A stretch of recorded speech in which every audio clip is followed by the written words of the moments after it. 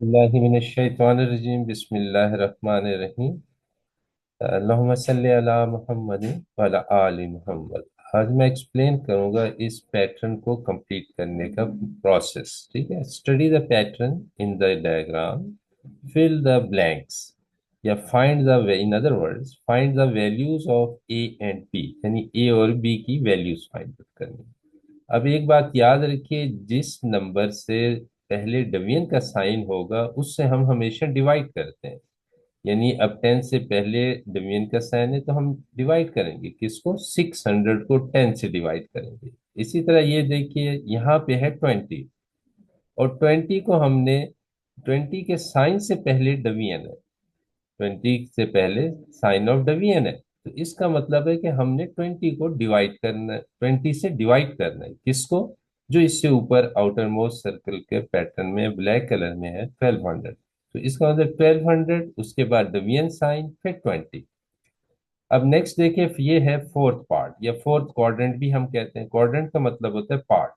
तो चूंकि इन सर्कल्स को हमने फोर पार्ट्स में डिवाइड किया है, ये आपके पास फर्स्ट पार्ट है, ये आपके पास सेकंड है, ये थर्ड पार्ट है और ये फोर्थ पार्ट। अब फोर्थ पार्ट में आपके पास 24, फिर डिवीजन का साइन, फिर 40, फिर ए की वैल्यू। ठीक है, इसी तरह ये फर्स्ट पार्ट है, इसमें आपने बी को डिवाइड करना है, यानी आउटर मोस्ट जो पार्ट है, पोर्शन है पैटर्न में या सर्कल का पार्ट जो ब्लैक कलर में है, इसको बी को आप डिवाइड करेंगे इससे, 20 से पहले बी, फिर डिवाइडेड बाई 20। तो जो रिजल्ट आएगा वो ए के इक्वल आना चाहिए। तो अब हमने चूंकि पहले तो ए की वैल्यू फाइंड आउट कर लेते हैं, देखते हैं, क्योंकि एट अ टाइम ए भी अननोन है, ए भी फाइंड आउट करना है, बी भी फाइंड आउट करना है। तो फर्स्ट क्वाड्रेंट में हम प्रोसेस नहीं कर सकते, तो हमारे पास कम से कम एटलीस्ट टू वैल्यूज हो तो हम थर्ड वैल्यूज फाइंड आउट कर सकते हैं। या तो हमें बी गिवन होता, जिस तरह ये 600 है और साइन और डिवीजन, तो फिर हम ए फाइंड आउट कर सकते थे। लेकिन हम सेकंड क्वाड्रेंट पे, ये जो सेकंड पार्ट है 600 डिवाइडेड बाई 10 वाला, इसे भी यूज कर सकते हैं। 1200 को 20 से डिवाइड कर दें तो भी ए की वैल्यू आ जाएगी, और 24 को 40 से डिवाइड करेंगे तब भी ए की वैल्यू आएगी। यानी इन सब में जो भी प्रोसेस करेंगे ए की वैल्यू वही आएगी। तो आइए देखते हैं, थोड़ा सा मैं ब्रीफली आपको एक्सप्लेन कर दूं इस पोर्शन में, कि देखिए कैसे हमारे पास तमाम केसेस में, यानी ये सेकंड क्वाड्रेंट की डिवीजन 600 डिवाइडेड बाई 10, ये थर्ड क्वाड्रेंट है, ये थर्ड पोर्शन है, थर्ड पार्ट है सर्कल का। इसमें अगर 1200 को डिवाइड करें 20 से तो भी वही वैल्यू ए की आएगी, और अगर 2400 को फोर्थ क्वाड्रेंट, यानी ये फोर्थ पोर्शन है 400, 2400 को 40 से डिवाइड करें तब भी ए की वही वैल्यू आनी चाहिए, जो 600 को 10 से और 1200 को 20 से करने से आती है। तो इससे पहले कि मैं आपको स्लाइड में प्रॉपर तरीके से बताऊं, रफली मैं आपको इस थोड़ा सा एक्सप्लेन कर देता हूँ। ठीक है, तो ये देखें, फर्स्ट स्टेप में देखें 600 डिवाइडेड बाई 10। ठीक है, ये है। अब अगर हम इसे फ्रैक्शन की फॉर्म में लिखना चाहते हैं, ठीक है, फ्रैक्शन, फ्रैक्शन की फॉर्म, तो कुछ इस तरह होगा। ये आपके पास डिवाइडेंड है, यानी 600 को डिवाइड करना है, 10 डिवाइजर है, तो 10 से हमने डिवाइड करना है डिनोमिनेटर में। ये फ्रैक्शन की फॉर्म में हम इस तरह लिख सकते हैं, साइन ऑफ डिवीजन को रिप्लेस कर दें तो फ्रैक्शन में लिखना होगा। तो ये हमारे पास जो रिजल्ट आएगा, अब देखें डिनोमिनेटर और न्यूमिनेटर के जीरो को कैंसिल कर सकते हैं, तो बाकी क्या रिजल्ट बचा, 60। 60/1 का मतलब है कि 60, तो ए की वैल्यू हमारे पास क्या आई, 60। तो अब चेक करें कि क्या ए की वैल्यू वही आती है।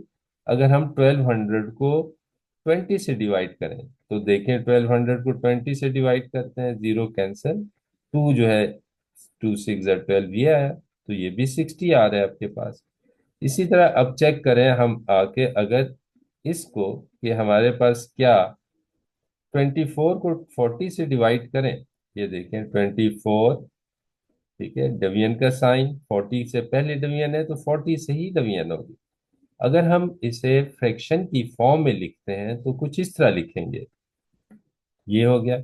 अब 10 डिनोमिनेटर के 10 से कैंसिल हो गया, 4 के टेबल से आप डिवाइड कीजिए 24 को, 4 1 4, 4 6 24, और ये जीरो है तो 4 0 0 हो गया। ठीक है, तो हमारे पास 60 फिर आंसर है। तो इसका मतलब है कि ये जो आउटर मोस्ट पोर्शन है सर्कल ब्लैक कलर में, उसमें हम 600 को 10 से डिवाइड करें तो ए की वही वैल्यू आएगी जब हम 1200 को 20 से डिवाइड करेंगे, तो भी वही वैल्यू आई। हमने देखा कि वो भी हमारे पास 60 था।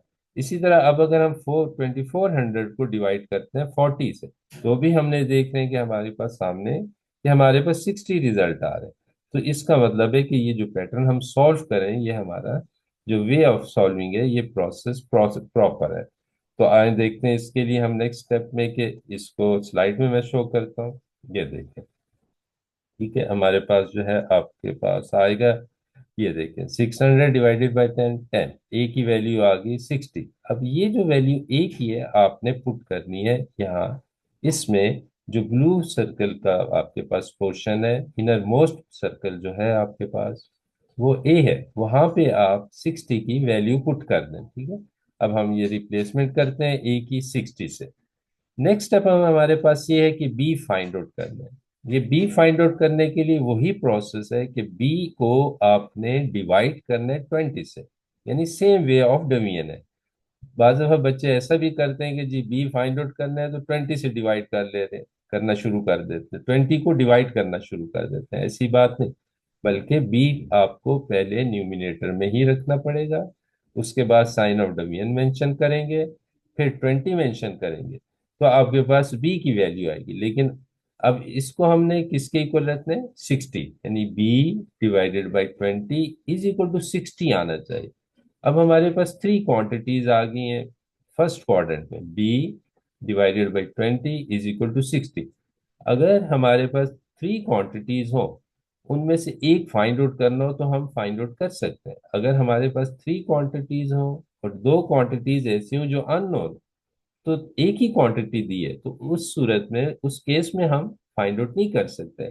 कम से कम किसी भी डिवीजन के प्रोसेस में टू वैल्यूज जरूरी दी होनी चाहिए, तब जाके हम थर्ड फाइंड आउट करते हैं। तो बी डिवाइडेड बाई हम 20 लिखेंगे, और फिर उसका रिजल्ट किसके इक्वल कर लेंगे, 60 के इक्वल। क्योंकि 60 हम ऑलरेडी इवेल्युएट कर चुके हैं। ये सेकेंड क्वाड्रेंट में जो हमारे पास था डेटा, 600 डिवाइडेड बाई 10। तो आए देखते हैं कैसे ये प्रोसेस करना है। अब देखो, B divided by 20 is equal to 60। जिस तरह हमने आउटर मोस्ट सर्कल में 600 को डिवाइड किया था 10 से, फर्स्ट जो क्वाड्रेंट है इस पोर्शन में भी बी को हम डिवाइड करेंगे 20 से। जो हमारे पास सेकंड क्वाड्रेंट था 600 हमारे पास था, हमने उसे 10 से डिवाइड किया। अब 600 की बजाय हम क्या लिखेंगे, बी, बी डिवाइडेड बाई 20, वही मेथड होगा, इज इक्वल टू 60। अब लेफ्ट साइड पे डिनोमिनेटर में हमारे पास 20 है, तो हमने 60 रिजल्ट लाना है। तो जब राइट लेफ्ट साइड पे आपके पास डिनोमिनेटर में 20 है, डिवीजन का प्रोसेस हो रहा है, अगर हम ये 20 राइट साइड पे शिफ्ट करते हैं, तो ये लेफ्ट साइड पे डिवाइड हो रहा है, तो राइट साइड पे क्या हो जाएगा, मल्टीप्लाई, यानी ये आपके पास इधर आएगा। ठीक है, यहाँ पे लिखेंगे आप 60, जैसे कि नेक्स्ट स्टेप में। तो ये 60 हमने ऊपर शिफ्ट कर दिया लेफ्ट साइड में डिनोमिनेटर में, तो राइट पे ये कहाँ होगा, न्यूमिनेटर में। तो 20 इंटू 60, तो रिजल्ट हमारे पास आ रहा है 1200। तो बी की वैल्यू हमारे पास 1200 आई। तो अब हमने इस 1200 को इस पैटर्न में भी फिल करना है। तो आए देखते हैं नेक्स्ट स्टेप में। ये देखिए देयरफॉर, ये आ गया, देयरफॉर लिख के आपने 1200 जो है यहाँ बी की वैल्यू पुट कर देंगे। तो इस तरह हम ये प्रोसेस कंप्लीट कर सकते हैं डिवीजन का, कि जब हमारे पास पैटर्न दिया हो, पैटर्न से ही हमने गेस करना है कि क्या करना है, 600 को डिवाइडेड बाई 10 करना है, तो ये आपके पास रिजल्ट आएगा 1200। तो इस तरह आप कोई भी पैटर्न है, पहले उसका प्रोसेस देखें कि उस प्रोसेस में जो आपके पास गिवन क्वांटिटी है वो क्या, बाकी सारे रिजल्ट उसी तरह आ रहे हैं जो हम कोई फाइंड आउट करना चाहते हैं। तो थैंक यू सो मच, बहुत बहुत शुक्रिया। अल्लाह हाफिज, अस्सलाम वालेकुम।